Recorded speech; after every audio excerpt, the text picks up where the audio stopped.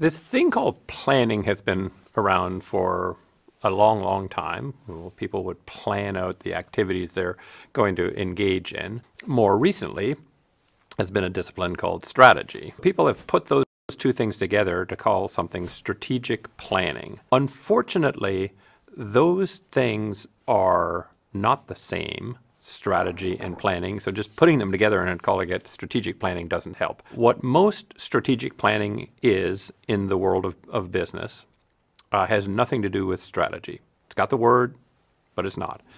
It's a set of activities that the company says it's going to do. We're going to improve customer experience. We're going to open this new plant. We're going to start a new talent development program. A whole list of them, and they all sound good. But the results of all of those are not going to make the company happy because they didn't have a strategy. So what's a strategy? A strategy is an integrated set of choices that positions you on a playing field of your choice in a way that you win. So there's a theory. Strategy has a theory. Here's why we should be on this playing field, not this other one. And here's how, on that playing field, we're going to be better than anybody else at serving the customers on that playing field. That theory has to be coherent. It has to be doable. You have to be able to translate that into actions for it to be a great strategy. Planning does not have to have any such coherence. And it typically is what people in manufacturing want, the few things they want to build a new plant, and the marketing people want to launch a new brand, and the talent people want to hire more people.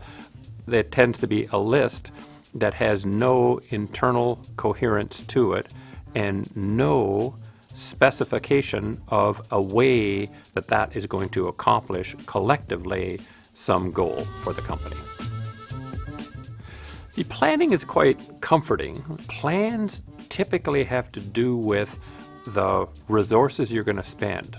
So we're going to build a plant, we're going to hire some people, we're going to launch a new product. Those are all things that are on the cost side of businesses. Who controls your costs? Who's the customer of your costs?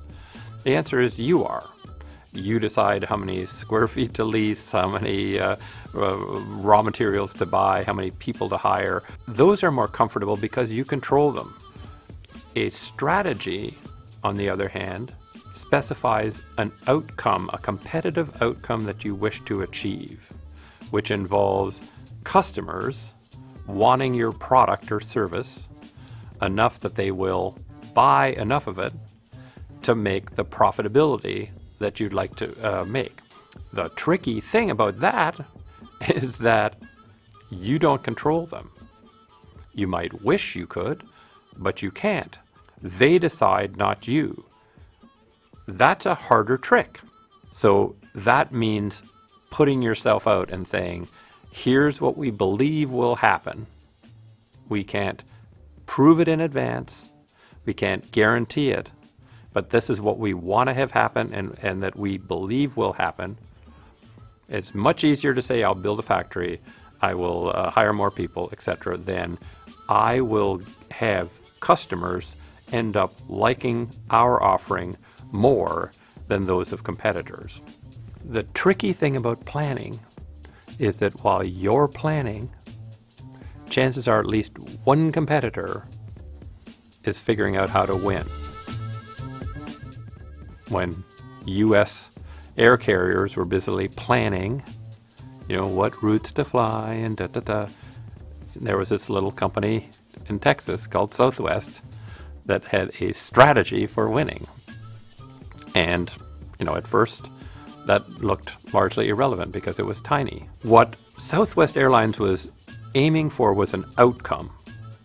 What they wanted to be is a substitute for Greyhound, a way more convenient way to get around at a price that wasn't extraordinarily much greater than a Greyhound bus. Southwest said everybody else is flying hub and spoke. They have hubs and they fly hub and spoke. We're going to fly point to point. so that we don't have aircraft waiting on the ground, because you only make money when you're in the air. We're going to only fly 737s, one kind of aircraft, so that our gates are set up for those, our systems are set up for those, our training, our simulations are set up. We're not going to offer meals on the flights, because we're going to specialize in short flights. We're not going to book through travel agents. We're going to encourage people to book online, because that's less expensive for everybody and more convenient. So their strategy ended up being having a substantially lower cost than any of the major carriers, so that they could offer substantially lower prices. Because it had a way of winning, it got bigger, and then bigger, and then bigger, and then bigger, and bigger, and bigger, and bigger, until it flies the most passenger seat miles in America. The major carriers were not trying to win against one another.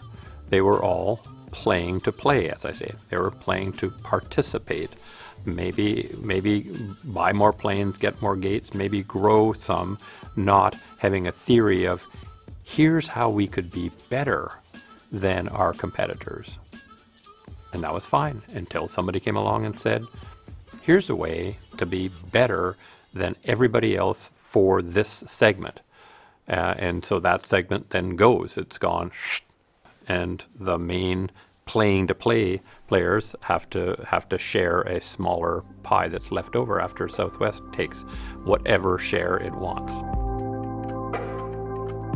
If you're trying to escape this planning trap, this comfort trap of doing something that's comfortable but not good for you, how do you start? The most important thing to recognize is that strategy will have angst associated with it. It'll make you feel somewhat nervous, because as a manager, chances are you've been taught you should do things that you can prove in advance. You can't prove in advance that your strategy will succeed. You can look at a plan and say, well, all of these things are doable. Let's just do those because they're within our control, but they won't add up to much. In strategy, you have to say, if our theory is right about what we can do and how the market will react, this will position us in an excellent way. Just accept the fact that you can't be perfect on that and you can't know for sure. And that is not being a bad manager, right? That is being a great leader, because you're giving your organization the chance to do something great. The second thing I do is say, lay out the logic of your strategy clearly. What would have to be true about ourselves, about the industry, about competition, about customers for this strategy to work? Why do you do that? It's because you can then watch the world unfold, right? And if something that you say is in the logic that would have to be true for this to work is not working out quite the way you hoped, it'll allow you to tweak your strategy. And strategy is a journey.